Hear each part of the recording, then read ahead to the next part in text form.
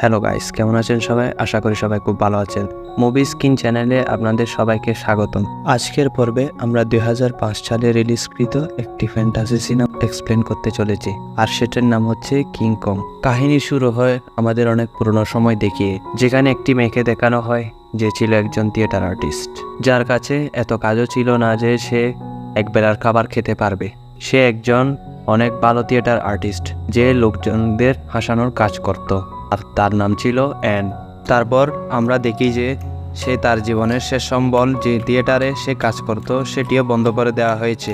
তারপর আমাদের এমন একজনকে দেখানো হয় যে ছিল তার জীবন নিয়ে খুবই চিন্তিত, আর তার নাম ছিল মিস্টার কার্ল। সে একজন ডিরেক্টর। সে ছিল খুবই স্বার্থপর এবং লোভী।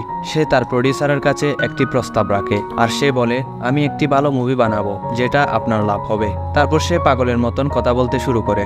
সে বলে, এ দুনিয়ায় এমন অনেক জায়গা আছে যেগুলো আমরা এখনো দেখিনি। সে প্রকৃতি, জীবজন্তু আরো অনেক কিছু বানাতো তার মুভিতে। সে একটা নতুন জায়গার সন্ধান পেয়েছে যেটার খরচ বহন করার জন্য সে প্রডিউসারকে বলে। তার কথা শুনে সকল প্রডিউসার সেখান থেকে তাকে বের করে দেয়। তারপর সেখানে সব প্রডিউসাররা আলোচনা করছিল যে এই ব্যক্তি পুরোপুরি পাগল হয়ে গিয়েছে। যদি আমরা আমাদের টাকাগুলো বাঁচাতে চাই তাহলে তার বানানো মুভিটি এখনই সোল্ড আউট করে দিতে হবে। কিন্তু কথাগুলো বলার সময় কার্ল শুনে ফেলে। তারপর সে সেখান থেকে চলে যায় তার জিনিসপত্র নিয়ে। সে চায় তার অর্ধেক বানানো মুভিটি সে পুরো তৈরি করবে, যেখানে তার কন্টেন্ট ছিল বেশিরভাগই প্রাকৃতিক এবং জীবজন্তু নিয়ে। সে তার মুভির শুটিং করার জন্য এমন একটি আইল্যান্ড খুঁজে পেয়েছিল যেটার কথা কেউই জানতো না। তার পতন দেখে তার মুভিতে কেউই আর অভিনয় করতে রাজি হচ্ছিল না। এমনকি তার মুভিতে অভিনয় করবে এমন কোনো হিরোইনও সে খুঁজে পাচ্ছিল না।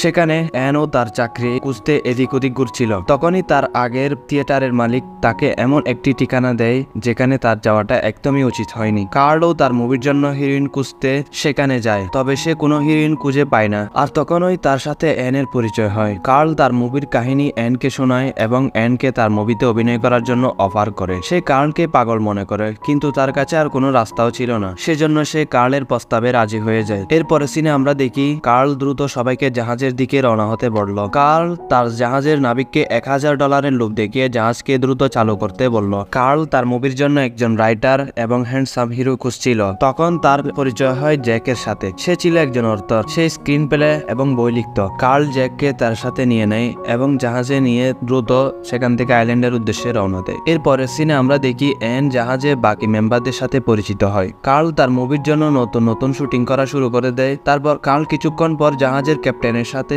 ওই আইল্যান্ডের কথা বলে, যেটার কথা আজ পর্যন্ত কেউ জানে না। ক্যাপ্টেনেরও জঙ্গলি জানোয়ারের ছবি তোলার অনেক শখ ছিল, সেজন্য সে তাকে অফার করে। কিছুক্ষণ পর তারা এমন এক জায়গায় পৌঁছে যায় যেখান থেকে আশেপাশে কিছুই দেখা যাচ্ছিল না। তারা রাস্তা দেখার জন্য আকাশে তারার সাহায্য নিতে চাইলে সেখানে তারাও দেখা যাচ্ছিল না। জাহাজকে কন্ট্রোল করে তারা এগিয়ে যাচ্ছিল, আর তখনই তাদের জাহাজটি একটি পাথরের সাথে গিয়ে আটকে যায়। আর তখন তারা বাধ্য হয়ে ছোট ছোট নৌকা নিয়ে আইসল্যান্ডের দিকে রওনা হয়। নৌকায় শুধুমাত্র কার্ল এবং তার ক্রু মেম্বাররা ছিল, কিন্তু ক্যাপ্টেন জাহাজেই থেকে যায়। আর সে অনুমান করে বলল যে এই আইল্যান্ডে এমন কিছু আছে যার জন্য ওই আইল্যান্ডে কেউ গেলে আর ফেরত আসে না। কার্ল সামনের দিকে এগিয়ে যায়, আর হঠাৎ তার সামনে ওই দ্বীপে বাস করা মানুষকে আদিবাসীগুলা চলে আসে। তারপর তারা কার্ল এবং তার সঙ্গীদের উপর আক্রমণ শুরু করে দেয়। আর আদিবাসীরা যখন তাদেরকে প্রায় মেরেই ফেলবে, তখন ক্যাপ্টেন তার সঙ্গীদের নিয়ে এসে কার্লদের বাঁচিয়ে নেয়। কিন্তু আদিবাসীগুলা হিরোইন অ্যানকে ধরে ফেলে এবং তাদের প্রথা অনুযায়ী বলি দিতে প্রস্তুত করে ওই আইল্যান্ডে বাস করা কিংকংকে। কিন্তু এদিকে জাহাজের বাকি মেম্বাররাও বুঝতে পেরে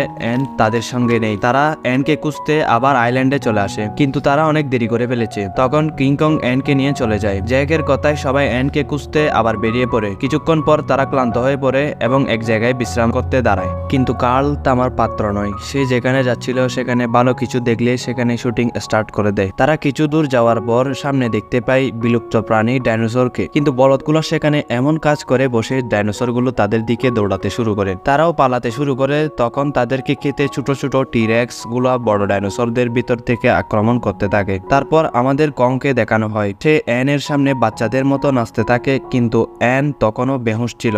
কং অ্যানকে হুঁশে আনার চেষ্টা করে। কিছুক্ষণ পর অ্যান যখন চোখ খুলে তখন সে তার সামনে কংকে দেখতে পায়, যে কিনা তার থেকে একটু দূরে বসেছিল। তখন অ্যান সেখান থেকে সেই সুযোগে পালানোর চেষ্টা করে, কিন্তু সে পালাতে ব্যর্থ হয়। আর তখন এটা দেখে কং অনেক রেগে যায়।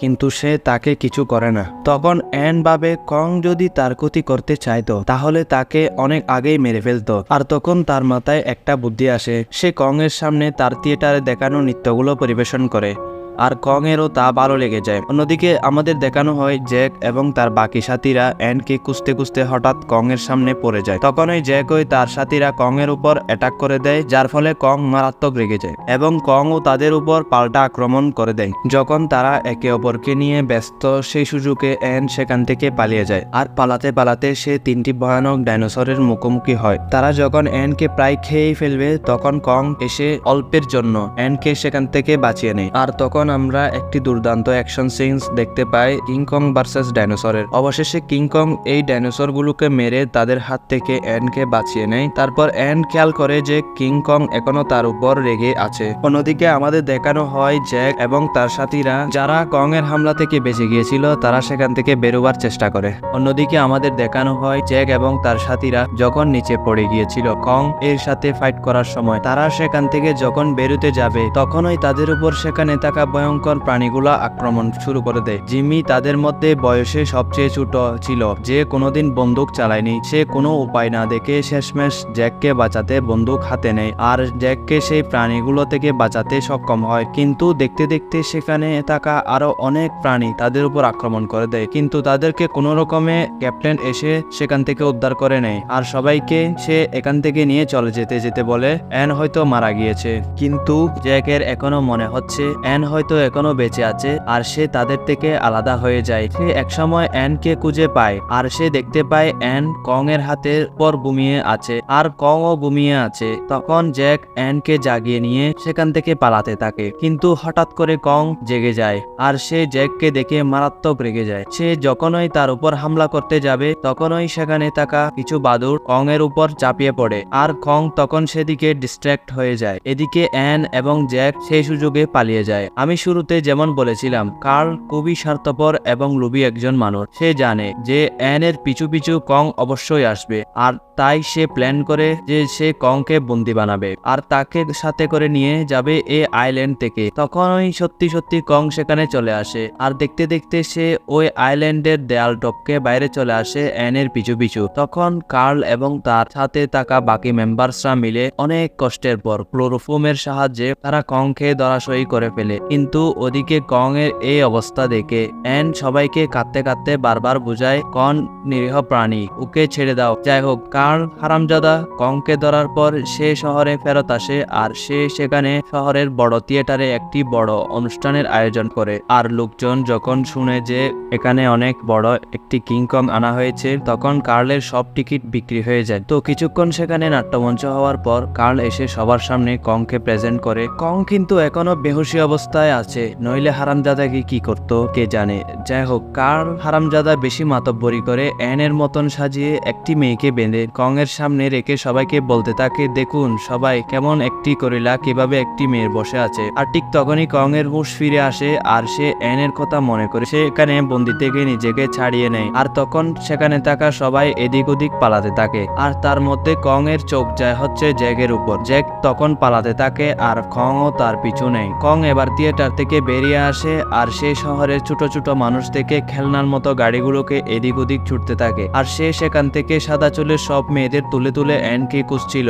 আর তখনই জ্যাক একটা বুদ্ধি খাটায় কংকে শহর থেকে বের করতে। সে কংকে তার দিকে আকর্ষিত করে, আর কং ও তার গাড়ির পিছু নেয়। কিন্তু তখনই একটি আশ্চর্যময় ঘটনা ঘটে। আমরা দেখি কং এর সামনে আমাদের অ্যান চলে আসে, আর কং তখন অ্যানকে হাতে করে নিয়ে শহর থেকে একটু দূরে একটি বরফে জমা নদীর উপর চলে আসে। তখন শীতকাল ছিল, তো অ্যানকে নিয়ে সে সেখানে স্কার্টিং করতে থাকে, আর তখনই সেখানে কং এর উপর আক্রমণ শুরু করে দেয় আর্মিরা। আর সেখানে কং অ্যানকে সাথে করে নিয়ে চলে যায় শহরের সবচেয়ে উঁচু বিল্ডিং এর উপর। আর সে সবসময় অ্যানকে রক্ষা করে আসছে, সে চায় না অ্যান তার থেকে দূরে চলে যাক। তো আর্মিরা যখন কংকে নিচ থেকে মারতে পারছিল না তখন তারা হেলিকপ্টার দিয়ে কং এর উপর আক্রমণ চালাতে থাকে, আর অ্যানাও বারবার তাদের মানা করছিল যে এরকম না করতে। কিন্তু কং কং বারবারই অ্যান্ডকে বাঁচাচ্ছিল। তো সবশেষে তারা কংকে পিছন থেকে মেরে আহত করে ফেলে। আর এখানে আমরা একটি হৃদয় বিদারক দৃশ্য দেখতে পাই। কং তখন এত উঁচু বিল্ডিং থেকে পড়তে থাকে আর সে